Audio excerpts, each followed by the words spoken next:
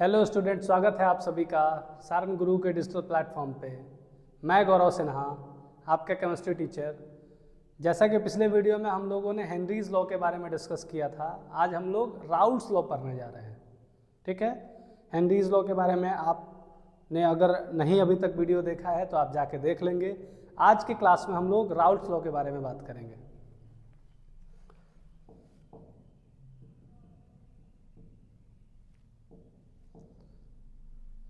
Raoult's law पढ़ने के पहले हम लोगों को कुछ काम करना पड़ेगा। वो काम क्या होगा कि हम लोगों को कुछ टर्म्स को जानने पड़ेंगे। पहला जो हमारा टर्म है वो है वेपर प्रेशर। वेपर प्रेशर यानी कि वाष्प दाब। दूसरा जो हमारा टॉपिक है वो होगा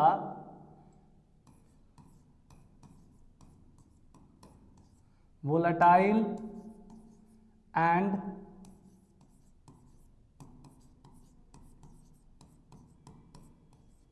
नॉन वोलेटाइल। ठीक है, अब वोलेटाइल भी दो तरह का होगा, लेस होगा और मोर होगा। तो इसको हम लोग क्या बोलते हैं, वाष्पशील और अवाष्पशील। याद ध्यान देना है,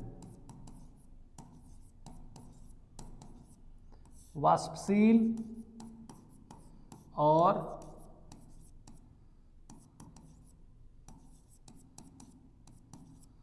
अवाष्पशील। ठीक ना, वोलेटाइल का मतलब होता है वाष्पशील, वेपराइज्ड। ठीक है, तो वोलेटाइल बोलते हैं और नॉन वोलेटाइल बोलते हैं। अब इसका कितना टाइप आपको पढ़ने को मिलेगा, तो एक हो सकता है लेस वोलेटाइल, एक हो सकता है मोर वोलेटाइल। लेस का मतलब क्या होगा, कम, और मोर का मतलब क्या हो गया, अधिक। ठीक ना, कम हो सकता है और अधिक हो सकता है। तो ये टर्म हम लोगों को पढ़ने हैं। हम लोग बात करेंगे पहले वाष्प दाब की। उसके पहले हम लोग बात करें कि वाष्प क्या होता है।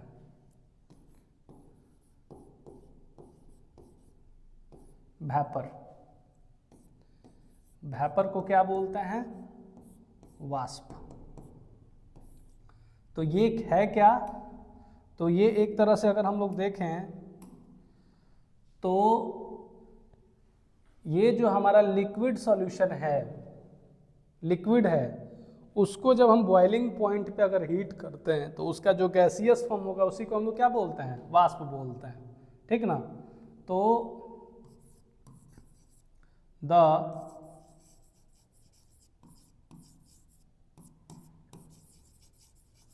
gaseous phase of liquid at or above their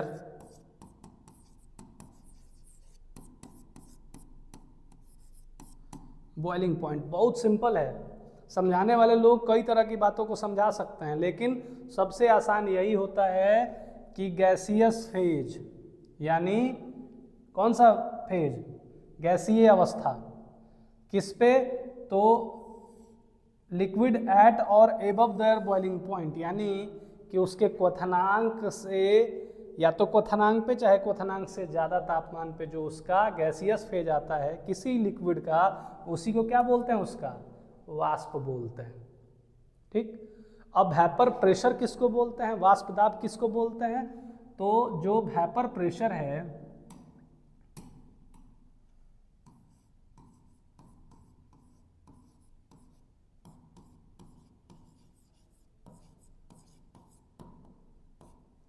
vapour pressure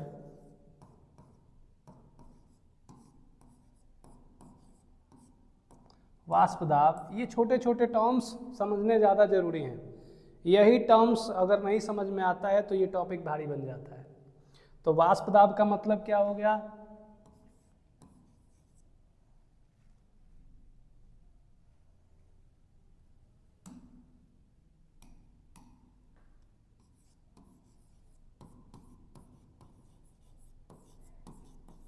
the pressure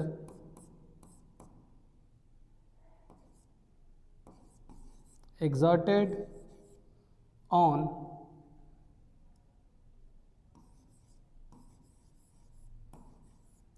wall of container और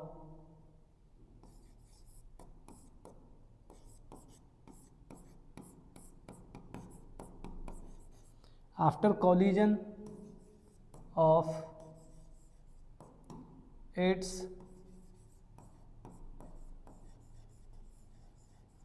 molecules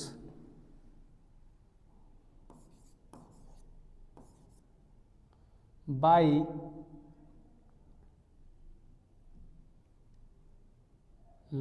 molecules by ना लिख करके among the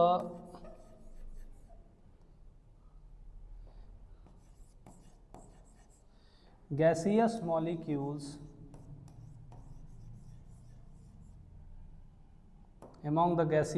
molecules यानी कि वैसा, अब देखिए इसको फिगर से समझते हैं।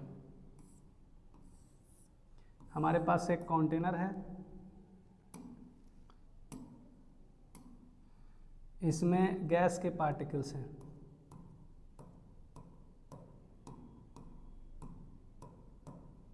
अब गैस के पार्टिकल्स कैसे प्रेशर क्रिएट करते हैं? तो प्रेशर क्रिएट करने के लिए यहाँ पे हम लोग देखेंगे कि या तो ये कंटेनर से टकरा जाए, जो हमने पात्र लिया है, जो बर्तन लिया है उसकी दीवार से टकराता है, और दूसरा क्या होता है, जब गैस के पार्टिकल्स आपस में जब मूव करेंगे तो एक दूसरे से क्या होगा, टकराएंगे। तो एक दूसरे से टकरा जाए या कंटेनर की वाल पर क्या कर दें, प्रेशर वाल पर धक्का दें, तो इससे क्या होता है कि प्रेशर जनरेट होता है, यानी कि दाब लगता है। इसी को हम लोग क्या बोलते हैं, वाष्प दाब बोलते हैं। समझ गए? तो जब कोई गैस के कणों के द्वारा गैस के कंटेनर पे या गैस जब खुद कोलाइड होते हैं तो उससे क्या होता है, दाब उत्पन्न होता है। तो गैसों के उत्पन्न इस प्रकार के दाब को हम लोग क्या बोलते हैं, वाष्प दाब बोलते हैं। वाष्प दाब बोलते हैं। तो उम्मीद है ये बात समझ में आ गया होगा। अब इसमें हमने दूसरा टॉपिक देखा है वोलाटाइल एंड नॉन वोलाटाइल। अब कुछ ऐसे भी गैस होंगे, जो कुछ ऐसे भी पदार्थ होंगे, पदार्थ की बात है, जो वाष्पशील होंगे, कुछ ऐसे भी होंगे जो वाष्पशील नहीं होंगे। जैसे अगर हम बात करें कि हमने ले लिया पानी, तो पानी क्या है, 100 डिग्री सेल्सियस पे वाष्प बन जाना है बहुत आसानी से, कम टेम्परेचर पे। लेकिन वही अगर हम चीनी ले लें तो, नमक ले लें तो ये सब नॉन वोलाटाइल सब्सटेंस है, चीनी, नमक, ठीक है, ग्लूकोज। लेकिन वही अगर हम पानी ले लें, अल्कोहल ले लें, बेंजीन ले लें, टोलुइन ले लें, तो ये सब क्या होंगे, वोलाटाइल हैं, यानी वाष्पशील पदार्थ है। क्लियर? तो वाष्पशील क्लियर हो गया होगा, वेपर प्रेशर क्लियर हो गया होगा। वेपर का मतलब क्या होता है, तो किसी द्रव का उसके क्वथनांक या क्वथनांक से ऊपर ताप क्रम पर उसका गैसीय अवस्था क्या कहलाएगा, वाष्प कहलाता है। और दाब कब लगता है, तो जब किसी कंटेनर में, किसी पात्र में जब हम उस गैस को रखते हैं तो अपने आप टक्कर हो, चाहे दीवार पर जो धक्का लगाए, उस दीवार से जो दाब उत्पन्न होता है उसी को क्या बोलते हैं, वाष्प दाब बोलते हैं। अब ये वाष्प दाब, ये दो टॉपिक हम लोग क्यों पढ़ रहे हैं, तो चूंकि हमने ये बता दिया है कि हम लोग आज राउल्ट्स लॉ को पढ़ेंगे, तो राउल्ट्स लॉ में इन दोनों टॉपिक का जरूरत, इन दोनों वर्ड्स का जरूरत आएगा। तो इसके लिए हम लोग पहले से ही प्रिपेयर हो रहे हैं। हम लोग अब देखते हैं कि राउल्ट्स लॉ कहता क्या है, कि द पार्शियल प्रेशर। अब बात आता है, एक टर्म आएगा पार्शियल प्रेशर, इसको भी हम लोग पहले समझ लें, ठीक ना। तो टर्म हमारा है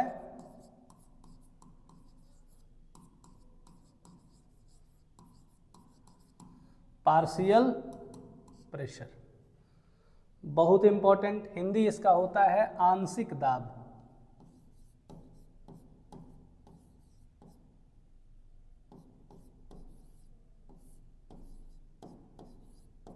पार्शियल का हिंदी होता है आंशिक दाब। अब ये आंशिक दाब को हम लोग केवल समझ लें, ठीक है, इसको परिभाषित करने के लिए कोई मतलब नहीं है, समझना ज़्यादा जरूरी है। तो होता क्या है कि एक हमने कंटेनर ले लिया, ठीक है, इसमें 2-3 तरह के हमने गैस को मिला दिया हुआ है। पहला गैस है,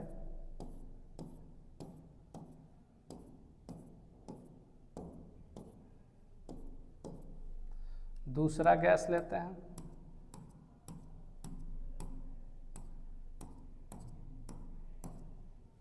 ठीक ना, और एक हमने ले लिया, इसमें हम लोग तीसरा गैस मिलाते हैं।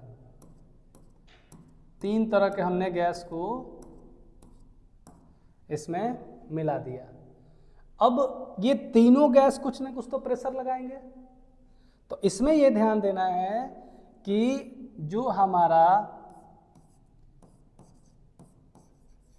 P टोटल होगा, यानी कब, जब ये कंटेनर पे बल लगाएगा, ये भी दाब लगाएगा और ये भी दाब अगर लगाता है, ये आपस में टकराता है, तो ये तीनों तो दाब लगा रहे हैं ना, तीनों अलग अलग दाब लगाएंगे, तो P total is equal to क्या हो जाएगा, P1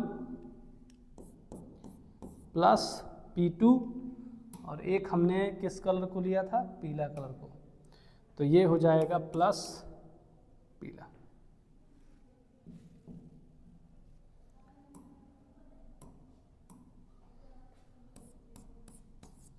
प्लस P3, है ना, तो P1 plus P2 plus P3, तो एक गैस के द्वारा जो प्रेशर लगाया जाएगा इसी को हम लोग क्या बोलते हैं, पार्शियल प्रेशर बोलते हैं। पार्शियल प्रेशर ऑफ 1, ठीक है, partial pressure of 2, partial pressure of 3, यानी कि इसमें 3 गैस डाले हमने, एक गैस का मिक्सचर बनाया, गैसियस मिक्सचर है, ये क्या है, गैसियस मिक्सचर है। इन गैसियस मिक्सचर में हमने 3 टाइप के गैस को लिया हुआ है, और तीनों टाइप के गैसों के द्वारा एक गैस का जितना प्रेशर लगेगा उसका पार्शियल प्रेशर कहा जाएगा। सिंपल एकदम, आंशिक दाब, अंश समझ लीजिएगा, अंश का मतलब एकदम छोटा हिस्सा। तो 3 गैस है, तीनों का जब प्रेशर हम लोग लगाते हैं, तीनों गैस अलग अलग जो प्रेशर लगाएगा उन सब को जोड़ देंगे तो क्या निकल जाएगा, टोटल प्रेशर ऑफ सॉल्यूशन निकल जाएगा, जिसको हम लोग डाल्टन्स लॉ बोलते हैं, Dalton's law of partial pressure. याद रखना है, क्लास 11th में आपको पढ़ना था, ठीक ना, गैसियस स्टेट में, स्टेट्स ऑफ मैटर में 5वां चैप्टर आप लोगों को ये पढ़ना था कि डाल्टन्स लॉ। तो Dalton's law of partial pressure में ये चीज़ बताया गया है कि जब कोई गैस है, वोलेटाइल सॉल्वेंट है या लिक्विड है, तो उसका जो गैस का पार्टिकल्स प्रेशर क्रिएट करेगा, एक एक का उन सब को जोड़ दीजिए तो क्या निकल जाएगा, total pressure of the mixture निकल जाएगा, या total pressure of the solution निकल जाएगा। इसको हम लोग Dalton's law of partial pressure बोलते हैं।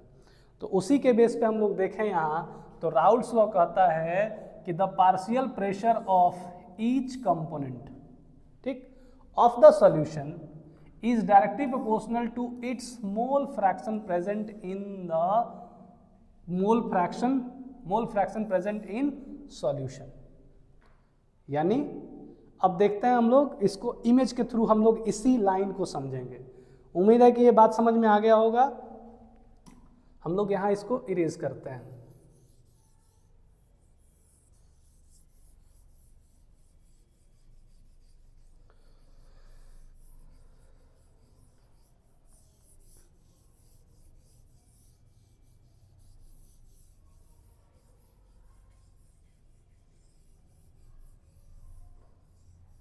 ठीक ना, यहाँ हम लोग देखें तो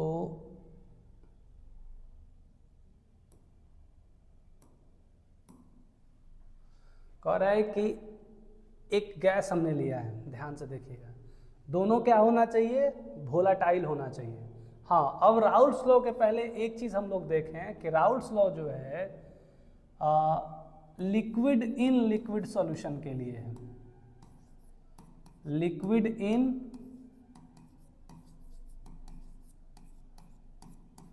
लिक्विड सॉल्यूशन।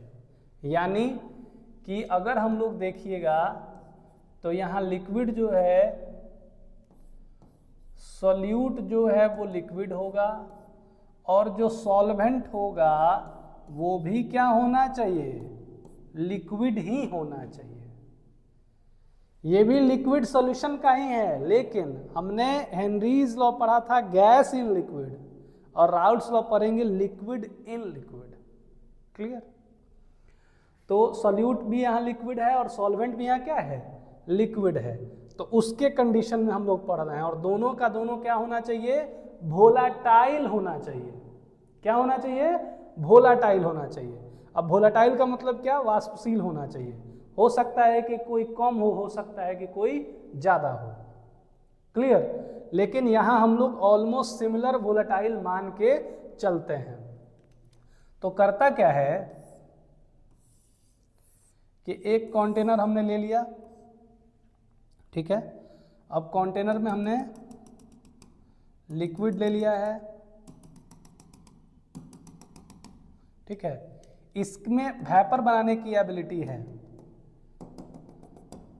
इसमें सॉल्वेंट और सॉल्यूट दोनों कलर का है, ठीक ना। इसमें क्या है कि वेपर बनाने की एबिलिटी है। ये जो हम लोग लिक्विड लिए हैं दोनों वोलाटाइल लिक्विड है, यानी वाष्पशील होने का गुण रखता है।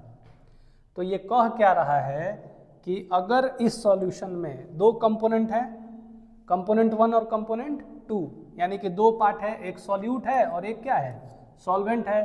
तो सॉल्वेंट और सॉल्यूट में हम लोग देखें तो इसका जो प्रेशर होता है वो डायरेक्टली प्रोपोर्शनल होता है किसके, x1 के। और जो P2 होता है, P2 डायरेक्टली प्रोपोर्शनल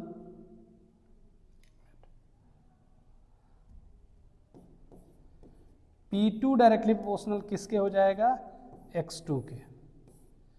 यही हमारा है क्या, डाल्टन्स राउल्ट्स लॉ, ठीक ना। तो राउल्ट्स लॉ ये बोलता है कि जो मोल भिन्नांक है, मोल फ्रैक्शन है, उसके डायरेक्टली प्रोपोर्शनल उसका प्रेशर होगा। मतलब ये कि जितना ज़्यादा आपने सॉल्वेंट लिया है, ठीक है, तो जाहिर है कि उसके जो पार्टिकल्स होंगे उतना ही ज़्यादा प्रेशर क्रिएट करेंगे। जितना ज़्यादा आप सॉल्यूट लीजिएगा उतना ही ज़्यादा उसका पार्टिकल्स प्रेशर क्रिएट करेगा। ये कहने का मतलब है, मोल फ्रैक्शन का मतलब क्या, कि उसका अमाउंट, हिस्सा, ठीक ना। तो जितना ज़्यादा आपने P1 फेज को लिया है, प्रेशर उतना ही क्रिएट करेगा जितना उसका उस सॉल्यूशन में हिस्सा होगा। तो और दूसरे का भी, जितना ज़्यादा आप सॉल्यूट को लेते हैं मोल फ्रैक्शन का डायरेक्टली प्रोपोर्शनल होता है। कहने का मतलब हमारा यही है, इसी को हम लोग राउल्ट्स लॉ बोलते हैं। ये जब हम इक्वल करेंगे तो इक्वल क्या हो जाएगा, या P1 is equal to P1 not into x1, ठीक है। और इसको जब हम लोग देखें, P2 is equal to P2 not into x2। अब P1 नॉट और P2 नॉट ये दोनों अलग अलग चीज़ है। अब ये दोनों के लिए हम लोग अलग चीज़ देखते हैं। समझना है पहले P1 और P2 को। P1 क्या है, ये हमारा है P2, और ये है P1।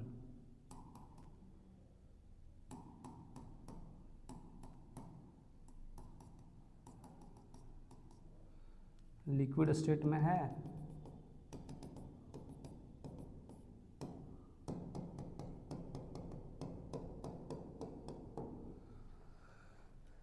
जब ये दोनों को मिला दिए तो क्या बना, एक बड़ा सा कंटेनर बना जिसमें हमारा लिक्विड फेज, दोनों का लिक्विड फेज है, और पार्टिकल्स कुछ गैसियस फेज में भी हैं।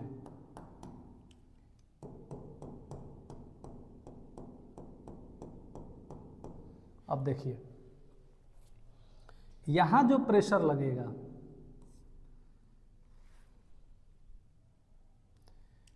इसका जो प्रेशर लगेगा ये है P2 नॉट, ध्यान दीजिएगा, और इसका जो प्रेशर लगेगा ये है P1 नॉट, और इसमें जो इसका प्रेशर लगेगा ये है P1 और इसका जो प्रेशर लगेगा ये क्या है P2।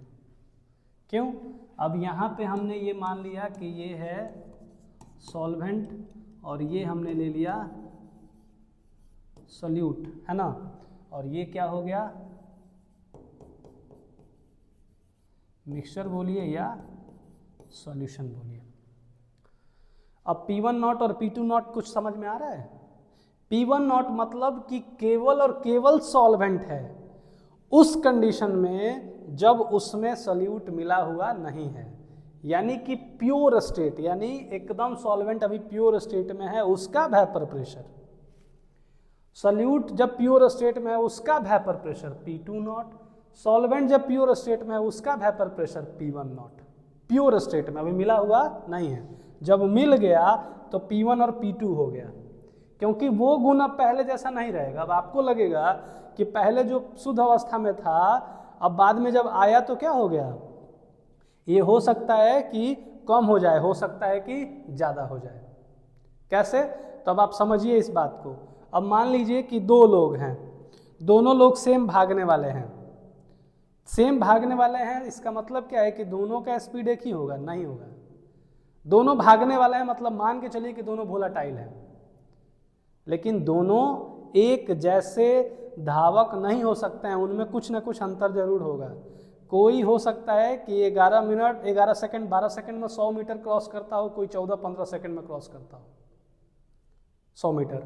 तो इसके अकॉर्डिंग आप देखेंगे तो कोई भी जो दो लोग हैं उनका स्पीड बराबर नहीं हो सकता है। तो यहाँ P1 और P2, अब मान लीजिए कि एक सिंपल सा हम बताते हैं कि ये 11 सेकंड में 100 मीटर क्रॉस करता है और ये 13 सेकंड में 100 मीटर क्रॉस करता है, ठीक ना। तो अब अगर बोले कि स्पीड किसका ज़्यादा है तो P1 का स्पीड ज़्यादा है, P2 का स्पीड क्या है, थोड़ा सा कम है। अब दोनों को अगर जोड़ दीजिएगा एक साथ, दोनों का हाथ पकड़ा दीजिए और कहिए भागने के लिए, क्या होगा? तो इसका स्पीड इसके आने के कारण थोड़ा सा बढ़ जाएगा और इसका स्पीड इसके आने के कारण क्या हो जाएगा, पहले से कम हो जाएगा। तो जो एवरेज स्पीड हमारा निकल के आएगा, दोनों जब एक साथ होंगे तो दोनों का 12-12 स्पीड निकल के आएगा। क्लियर बात समझ में आ रहा है? तो जब वो सॉल्यूशन में यानी कि जो मिक्सचर में जाएंगे तो वो अपना ओरिजिनल वेपराइज होने वाला जो एबिलिटी है, जो गुण है, वो क्या हो जाएगा, या तो बढ़ सकता है या तो कम हो सकता है। ठीक, तो अगर मोर वोलेटाइल सॉल्वेंट है उसमें हमने लेस वोलेटाइल सॉल्यूट को मिला दिया, तो जब सॉल्यूशन का जो वेपर प्रेशर होगा वो क्या होगा, पहले से कुछ डाउन हो जाएगा। और अगर लेस वोलेटाइल सॉल्वेंट है उसमें हमने मोर वोलेटाइल सॉल्यूट मिला दिया तो सॉल्यूशन का जो वोलेटिलिटी है वो क्या हो जाएगा, वाष्पशीलता जो है वो पहले से बढ़ जाएगा। ठीक ना। तो ये हमारा, अब ये सब कुछ डिपेंड करेगा किस पे, राउल्ट्स लॉ पे। तो देखते हैं कि डाल्टन्स लॉ में हमने देखा था कि जो प्रेशर होता है, अगर दो कोई हमने गैस लिया हुआ है तो P total is equal to P1 plus P2 हमने देखा था डाल्टन्स लॉ में। अब ये डाल्टन्स लॉ को हम लोग ये दोनों को कंबाइन करते हैं। राउल्ट्स लॉ क्या कहता है कि P1 is equal to P1 not into x1, है ना, और P2 is equal to P2 not into x2। मतलब कि इसका जो प्रेशर होगा प्योर स्टेट में, उसके मोल फ्रैक्शन से जो सॉल्यूशन में अपने अमाउंट लिया है उससे मल्टीप्लाई करिएगा तो पार्शियल प्रेशर निकल जाएगा, आंशिक दाब निकल जाएगा। और जो आपने x2 जो प्योर स्टेट में लिया है P2 का, अगर उसके मोल भिन्नांक से आप मल्टीप्लाई करेंगे तो क्या निकल जाएगा, P2 निकल जाएगा, यानी कि पार्शियल प्रेशर ऑफ P2, आंशिक दाब P2 का निकल जाएगा। ठीक। अब डाल्टन्स लॉ के अकॉर्डिंग जब हम इसको क्या करते हैं, रखते हैं वैल्यू P टोटल, तो P1 का वैल्यू और P2 का वैल्यू हमने रख दिया, P1 और P2 का। तो जब सॉल्व करेंगे तो ये क्या आ जाएगा, ऐसे निकल जाएगा। क्यों? क्योंकि आपको ये बता दें कि x1 plus x2 is equal to क्या होता है 1, mole fraction of solution is equal to 1। तो x1 इज इक्वल टू क्या हो जाएगा 1 माइनस x2, या x2 is equal to 1 minus x2 हो जाएगा। इसीलिए यहाँ देखिए x1 और x2 है, ठीक। यहाँ क्या हो गया, x1 के जगह पर हम रख दिया 1 माइनस x2 और x2 है ही। अब इसको सॉल्व करेंगे तो ये हमारे पास फॉर्मूला निकल के आ जाएगा, ठीक। तो following calculations can be drawn from the equation 1.16, यानी कि 1.14 और 1.15 को समराइज करके लिख दिया गया है। अब इसके अकॉर्डिंग क्या है, the total vapour pressure over the solution can be related to the mole fraction of any one component, यानी किस पे डिपेंड करेगा, एक कंपोनेंट के मोल फ्रैक्शन पर डिपेंड कर जाएगा। वैसे नहीं भी बताया जाता तो आपको पता था कि अगर एक का मोल फ्रैक्शन हम निकाल लिए तो दूसरे का तो निकालना एकदम आसान है, एक में से घटा दीजिए, क्योंकि सॉल्वेंट और सॉल्यूट का जो मोल फ्रैक्शन का सम होता है वो क्या होता है, हमेशा 1 होता है। देखिए यहाँ लिखे हैं, ठीक ना। The vapour pressure over the solution varies linearly with the mole fraction component 2। अब ये कैसे डिपेंड कर रहा है, तो सॉल्यूट के मोल फ्रैक्शन पे डिपेंड कर रहा है। आगे देखते हैं हम लोग। अब इसके बेस पे एक प्लॉटिंग है, एनसीईआरटी में ये प्लॉटिंग किया हुआ है। तो प्लॉटिंग में आप देखिए क्या होता है कि प्लॉटिंग में यहाँ दिखा रहा है कि ये पॉइंट, अब पॉइंट पे फोकस करिएगा खाली, ठीक ना। ये वेपर प्रेशर का लाइन है, ये जब वेपर प्रेशर का लाइन है और यहाँ मोल फ्रैक्शन इंक्रीज कर रहा है, क्या बढ़ रहा है, मोल फ्रैक्शन। अब देखिएगा ये लाइन दिखा रहा है कि यहाँ पे जो वेपर प्रेशर है वो क्या है, P1 नॉट। P1 नॉट का मतलब क्या, तो P1 नॉट का मतलब हो गया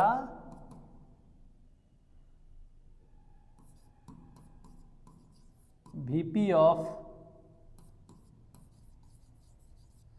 फेज 1 या कंपोनेंट 1 सही रहेगा लिखना।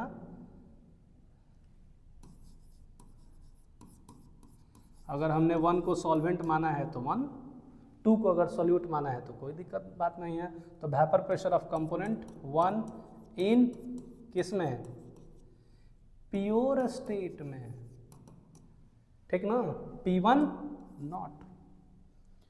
और यहाँ P2 नॉट दिया हुआ है, तो P2 नॉट क्या हो गया,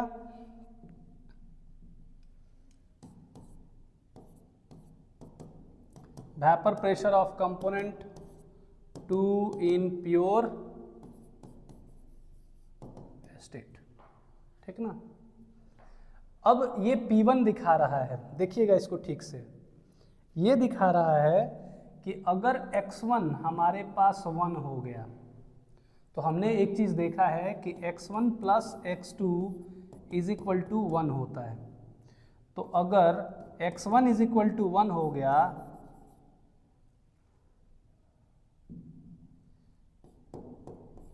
दैट इज x2 जब 0 होगा तभी ना ये 1 होगा ना। तो x1 इज इक्वल टू 1, यानी इस स्थिति में क्या है, कंपोनेंट 1 ही है, कंपोनेंट 2 कहीं भी नहीं है। तो जब केवल और केवल कंपोनेंट 1 है तो उसका जो वेपर प्रेशर होगा वो क्या होगा, प्योर स्टेट में होगा। अरे बात समझ में। इसी तरह से यहाँ पे देखिए आप, तो x1 is equal to 0, x2 is equal to 1, यानी इस कंडीशन में क्या है कि जो है सो x2 ही है, x1 नहीं है। तो केवल और केवल x2 है, कंपोनेंट 2 है, तो जो वेपर प्रेशर लगेगा वो क्या होगा, उसका प्योर स्टेट होगा सेकंड कंपोनेंट का, ठीक ना।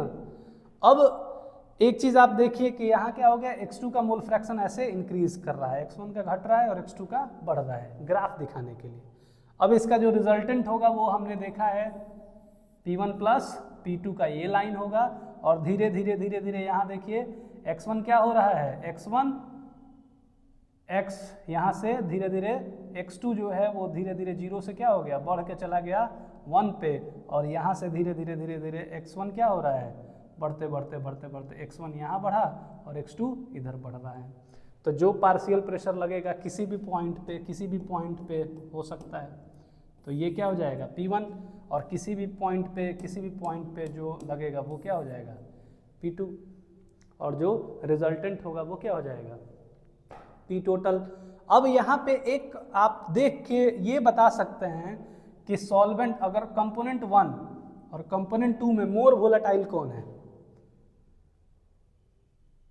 आप बता सकते हैं। जिसका वेपर प्रेशर प्योर स्टेट में कम है इसका मतलब कि वो लेस वोलेटाइल है, और जिसका ज़्यादा है वो मोर वोलेटाइल है। इससे एक चीज़ ये क्लियर हो गया कि यहाँ पे कि आपका देखिए वेपर प्रेशर किसका ज़्यादा है, P2 का ज़्यादा है, यानी जो कंपोनेंट 2 है वो ज़्यादा वोलेटाइल है। क्लियर। अब हम लोग यही चीज़ देखते हैं कि डाल्टन्स लॉ हमने देखा था किसके, अभी हमने राउल्ट्स लॉ देखा था लिक्विड इन लिक्विड में। अब डाल्टन्स लॉ जो है वो डाल्टन्स लॉ क्या बोलता है ना वेपर फेज के लिए। डाल्टन्स और राउल्ट्स में अंतर है, देखिएगा ध्यान से। P1 is equal to P1 not into x1, P2 is equal to P2 not into x2। यहाँ प्योर स्टेट से मल्टीप्लाई हुआ है उसके मोल फ्रैक्शन में, तो ये क्या हो गया, ये है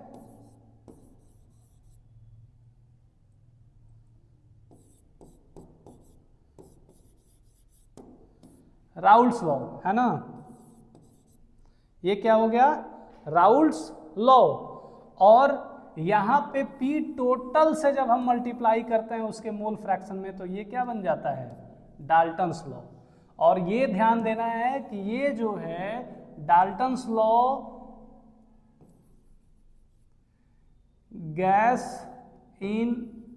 गैस मिक्सचर के लिए है,